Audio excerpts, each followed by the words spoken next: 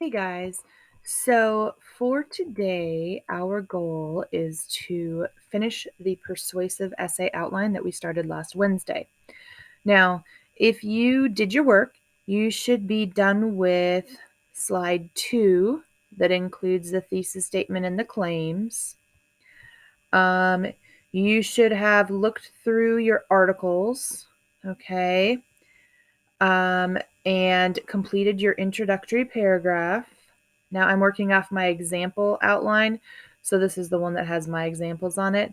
If you did not do the work last week, please know that the example persuasive essay outline is one that I have completed already for you with a completely different topic, and you can use this as your guide. So if you're like, well, I don't really know what I'm supposed to put here, then look at the example, and you can see what it should look like when you're done.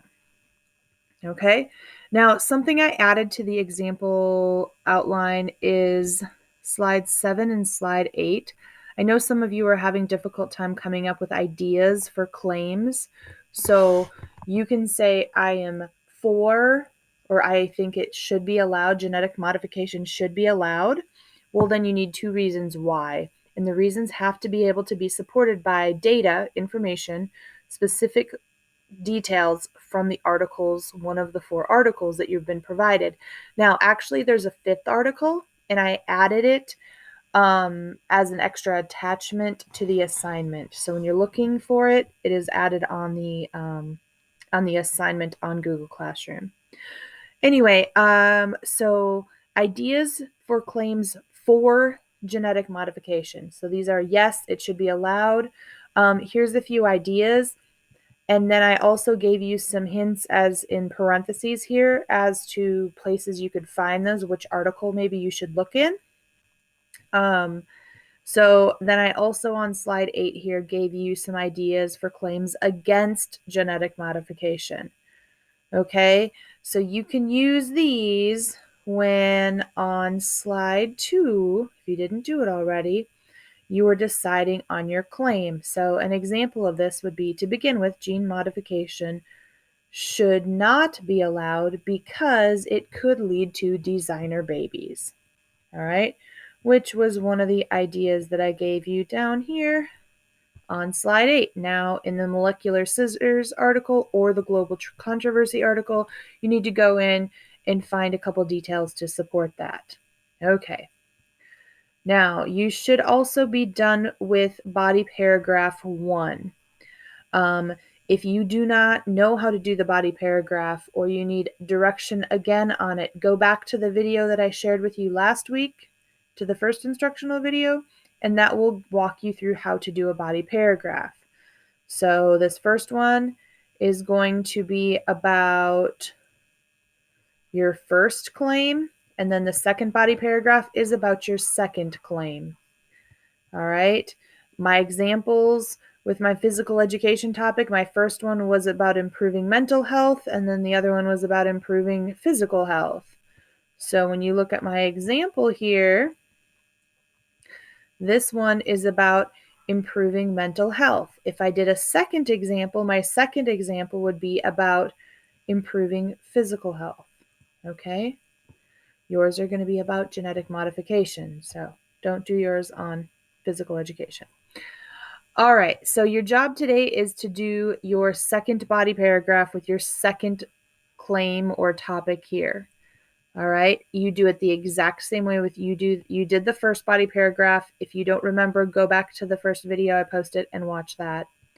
Now, today really, other than sharing with you the ideas that I had for claims, I also just wanted to go over the concluding paragraph. Now, with a concluding paragraph, it's the opposite of the intro paragraph. So in the intro paragraph, you got to kind of think of it like an upside down triangle where it starts really broad with your hook and then it gets more specific at the bottom with your thesis statement. Your concluding paragraph is opposite. Flip the triangle right side up.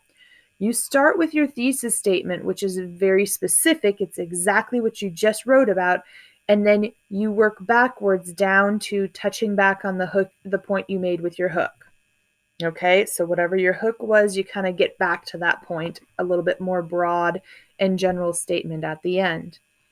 So the first sentence is pretty much done for you. It says gene modification is a highly technical process that I believe either should or should not be allowed in today's society. Then you review the research. I wrote the first sentence for you. Worldwide, scientists and others debate the concept of gene modification. And then you're going to add a couple sentences about your research. So you're going to say, like, genetic modification could help cure inherited diseases such as blindness. This scientific approach could also, and then you'd put your second claim in there. And then you have to also address the counterclaim. So the counterclaim is the opposite, okay? So the other side of the argument.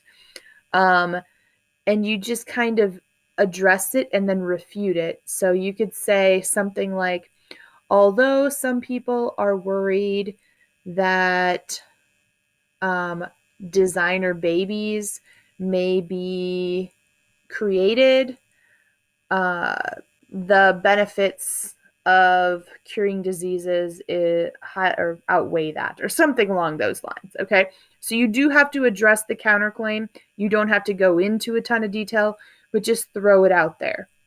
Okay, and then very end, you touch back on the point you made with your hook. Okay, what does this look like? Slide 13, I did an example concluding paragraph. Okay, so I'm just going to read through this with you real quick, and then I'm going to give you time to work. So reword your thesis statement. Physical education should be required 5 days a week, starting in kindergarten through 12th grade. Then we review the research. Worldwide, both health and education professionals have provided data that makes the benefits of this approach exceedingly obvious. When children have the opportunity to exercise on a regular basis, they have more confidence and their mental health is more stable. In addition, these same students perform better in school.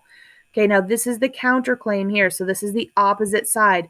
While some people believe that tested subjects should be the focus of our schools, then I bring it back around. The benefits of daily physical education are plentiful.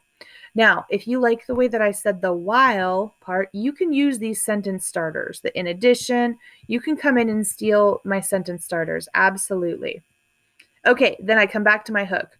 It is clear that students in kindergarten through 12th grade should have physical education on a regular basis. Now, my thesis statement and my reworded hook here are similar, but they kind of mirror each other. That's okay. Don't stress about it. Really the ultimate goal for this assignment is just to kind of get you started with the approach and the flow of an essay. As soon as we start next quarter, we are jumping right into research papers. So then you're really going to dig in deep to it. So this is just kind of our introductory part. Once you are done with all of these, if you have somebody at home who can read through it for you, that's fantastic. If you have questions, reach out to your teachers.